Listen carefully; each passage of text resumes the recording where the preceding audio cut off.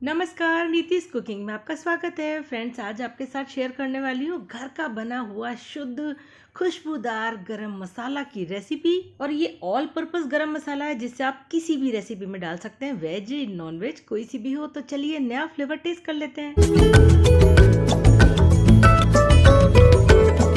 Friends, मेरे channel पर अगर नए हैं तो जल्दी से सब्सक्राइब करके नोटिफिकेशन बेल प्रेस कर लीजिए ताकि आपको मेरे आने वाले सभी वीडियोस के नोटिफिकेशन मिलते रहेंगे। गरम मसाला बनाने के लिए आज जो मसाले हम यूज़ करने वाले हैं उसमें कुछ कड़वे मसाले हैं, कुछ मीठे मसाले हैं, कुछ तीखे मसाले हैं और कुछ न्यूट्रल मतलब ना तो उनमें कोई फ्लेवर है ज़्यादा और ना ही उनका कोई खास टेस्ट होता है। तो चलिए जानते हैं कौन कौन से मसाले आज हम यूज़ करने वाले हैं जिनसे हमारा गरम मसाला बहुत ही स्वादिष्ट बनेगा। सबसे पहले मैं ले रही हूँ तेजपात के पत्ते। इनको आप न्यूट्रल में रख सकते हैं, बहुत ज़्यादा खुशबू नहीं होती, बहुत ज़्यादा टेस्ट नहीं होता इसमें। अब है शाही जीरा। शाही जीरे का टेस्ट थोड़ा सा मीठा होता है जो हमारा नॉर्मल जीरा होता है उससे, इसीलिए आपको याद होगा जो बेकरी में बिस्किट बनते हैं ना, आपने देखा होगा उसमें शाही जीरे का यूज़ जरूर किया जाता है। नॉर्मल जीरे से ये काफ़ी बारीक होता है, थोड़ा महंगा भी मिलता है। अगर आपके पास ये नहीं है तो आप चाहें तो इसे स्किप कर सकते हैं, पर मेरा मानना ये कि आप इसे जरूर यूज़ कीजिए। अब इन तेजपात के पत्तों को इस तरह से फ्राइंग पैन में फैला दीजिए ताकि हर पत्ता की जो सरफेस है वो अच्छे से रोस्ट हो सके और खुशबू अच्छे से आ सके। बिल्कुल लो फ्लेम पर हम इन दोनों को अच्छे से रोस्ट कर लेंगे, मात्र 2 या 3 मिनट के लिए। ये थोड़ा जल्दी रोस्ट हो जाते हैं, जल्दी जलना शुरू हो जाते हैं, इसलिए हम इन्हें पहले से ही अलग से रोस्ट कर रहे हैं। देखिए तेजपात का पत्ता बढ़िया क्रिस्पी हो गया है। ये देखिए, मैं आपको आवाज़ दिखाऊं, ये देखिए कितना अच्छे से ये रोस्ट हो गया है। तो इन दो चीज़ को अलग से रोस्ट करके निकाल के अलग रख लीजिए। चलिए बाकी के मसाले ऐड कर लेते हैं। मैं ये ले रही हूँ चक्री फूल, स्टार एनीज। इसका जो है स्टार के जैसा कुछ शेप होता है और इसका स्वाद जो है हल्की सी मिठास के साथ थोड़ा थोड़ा तीखा भी होता है। तो लगभग 5-6 मैंने चक्री फूल लिए हैं। उसके बाद मैं ले रही हूँ ब्लैक कार्डेमम के 7-8 टुकड़े, या मोटी इलायची भी इसे बोलते हैं और बड़ी इलायची भी बोलते हैं। इसका स्वाद थोड़ा मीठा होता है, हल्की खुशबू होती है इसमें।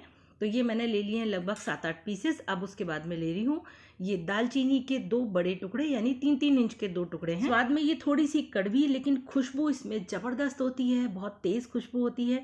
इसके बाद आएगा अगला मसाला और वो है जायफल। स्वाद में हल्की मिठास और हल्की सी कड़वाहट, लेकिन खुशबू इसकी कमाल की होती है। 2 जायफल लिए मैंने, इनको तोड़ दिया ताकि अच्छे से रोस्ट हो सके। उसके बाद है अगला मसाला, ये है हरी इलायची। ये स्वाद में मीठी होती है लेकिन खुशबू इसमें बहुत तेज होती है। लगभग 15 से 18 मैंने छोटी इलायची ले ली है। उसके बाद में ले रही हूँ काली मिर्च। ये स्वाद में तीखी होती है और इसमें खुशबू वगैरह नहीं होती, तो मैं जो अपने खाना खाने वाली चम्मच होती है वो भर के मैं यहाँ पे 2 चम्मच इस्तेमाल कर रही हूँ। उसके बाद 2 चम्मच ही मैं यूज़ करूँगी लौंग। इसमें खुशबू बहुत तेज़ होती है और तीखी भी होती है। इन दोनों को ही तीखापन लाने के लिए हमेशा यूज़ किया जाता है, बहुत तेज़ मसाले होते हैं ये। उसके बाद हम यूज़ करेंगे नॉर्मल जीरा जो हम सब्जी बनाने के लिए काम में लेते हैं।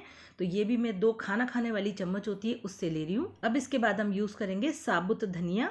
इसे हम न्यूट्रल मसालों में ऐड करते हैं क्योंकि इसमें बहुत ज़्यादा ना कोई खुशबू होती है ना कोई स्वाद होता है। और इसे मैं 8 चम्मच यूज़ कर रही हूँ क्योंकि हमारे गरम मसाले का बेस यही है।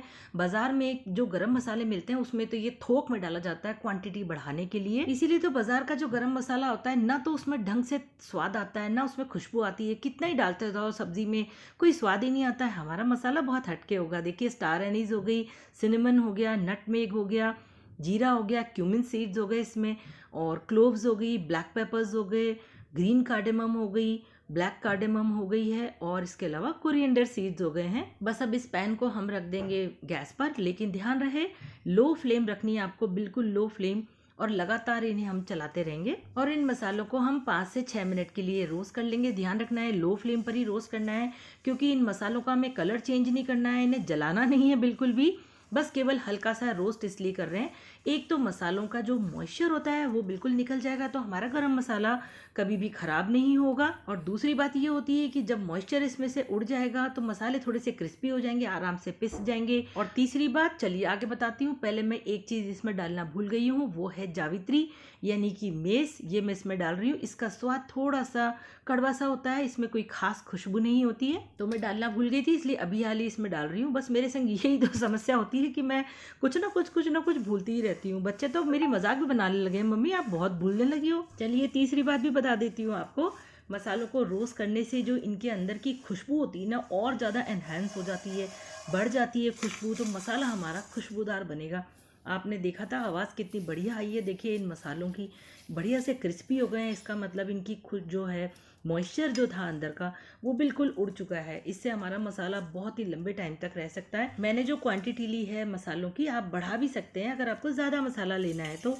ठंडा करके इन्हें डाल दीजिए ग्राइंडिंग जार में, क्योंकि अब बस अब इन्हें बनाएंगे पाउडर। अब इन मसालों को हम अच्छे से पीस लेंगे, लेकिन ध्यान रखना आप सेकंड नंबर पे आप इसको पीसिए ताकि मसाले अच्छे से ग्राइंड हो सकें। अगर आप हमेशा से बाजार से ही गरम मसाला लेकर के आ रहे हैं तो घर पर एक बार जरूर ट्राई कीजिए ये मेरी रेसिपी। आपको फ़र्क अपने आप पता चल जाएगा कि हम थोड़ा सा ही मसाला डालेंगे और खुशबू इतनी ज़बरदस्त आएगी सब्जी में।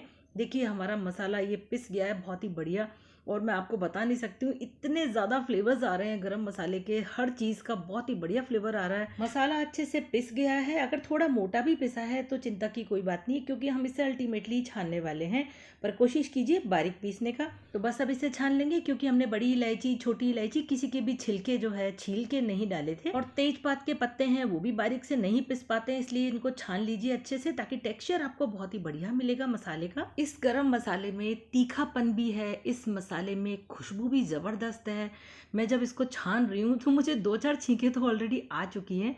छानने से ये होता है फ्रेंड्स, कई बार क्या होता है मसाले ढंग से कुछ नहीं पिस पाते हैं, जैसे दालचीनी है, तेजपात नहीं पिस पाया अच्छे से तो वो ऊपर रह जाएगा। अब इतने से मसाले को आप वापस ग्राइंडिंग जार में डाल के पीस तो सकते नहीं है, तो अब आपको करना क्या है, इस बचे हुए मोटे मसाले को एक शीशी में भर के रख दीजिए। जब आप कभी कोई ग्रेवी वाली सब्जी बनाएं मसाले वाली, जैसे छोले, राजमा वगैरह है, पनीर है, तो आप इस मसाले को जब लहसुन प्याज का मसाला पीसते हैं उसी के साथ इसको डाल दीजिए थोड़ा, और साथ में पीस लीजिए, तो उस सब्जी में आपको अलग से गरम मसाला डालने की जरूरत नहीं पड़ेगी। तो लीजिए फ्रेंड्स, हमारा घर का बना हुआ शुद्ध खुशबू वाला गरम मसाला बन करके रेडी हो चुका है, जो बाजार में मिलने वाले गरम मसाले से कहीं ज्यादा अच्छा है।